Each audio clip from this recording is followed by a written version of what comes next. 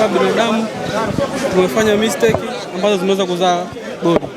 Pengine nafikiri sababu ilikuwa nini mpaka kipindi cha kwanza kuwa ni kipindi bora kwenu, lakini kipindi cha pili mkadelay mkawa nyuma sana na kusababisha goli 3? Ndio maana kama nilivyokuambia mwanzo, huu ni mpira. Kwa hiyo muda wote ukao unacheza vizuri. Kuna makosa utakuwa unayafanya, mwenzio anaweza akayatumia, ndio mchezo. Tumefanya makosa, wenzetu wameyatumia, imezaa goli.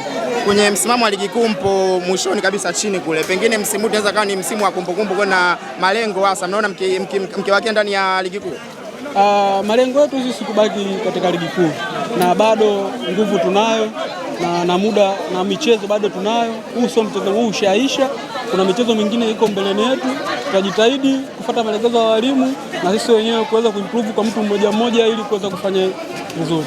Kaboma, kumekuwa kuna maneno mengi kwa Young Africans kwa ni timu ambayo imechoka sana, ni wachezaji wamechoka kutokana na misimu minne kuchukua back to back. Wewe kama mchezaji ambaye leo umekutana na Young Africans kwa msimu kwa mara ya kwanza, pengine umeona ni timu ya namna gani na wana wachezaji wa namna gani?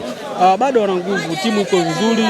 Hii ni kama kipindi tu waga kinatokea kwenye mpira kama ambavyo sisi tunapitia, na wao wana struggle, lakini wao kidogo wana watu ambao wenye utimamu kidogo, yani unaweza kusema wana watu ambao experience, ushaona. Kwa situation inapotokea hii wanajua jinsi ya kuiona, lakini na sisi tunaanza kwa upande wetu sisi. Kwa hiyo ni mambo ya mpira tu, kuna kipindi unaweza kuwa bora, kuna kipindi ukastruggle kidogo. Kwa kumbukumbu zangu wewe uliingia dakika ya 80, pengine kwa zile dakika ambazo ulikuwa nje, mchezaji gani ambaye wa Yanga ukimwangalia ulimuona kabisa kwa siku ya leo alikuwa ni sumu kwenu? Walikuwa wengi. Kwa jinsi timu yetu ilikuwa inacheza, ilikuwa ngumu kwao kwa kuweza kuwaona nani alikuwa bora, lakini wao kitimu wetu, unaweza kusema kwa timu wetu ndio walikuwa vizuri. Man of the match kwako ungempa nani? Ungekuwa ndio muamuzi wa, yani leo unaamua kumpa man of the match, ungempa nani? Ningempa Pacome. Kwa nini Pacome? Kwa sababu alikuwa ndio mtu ambaye anatuvuruga sana. Kiwango cha Mtanzania Mudathir Yahya Abbas unakiongeleaje? Naye kana nafasi yake iko vizuri. Tanzania Prison kiujumla sasa.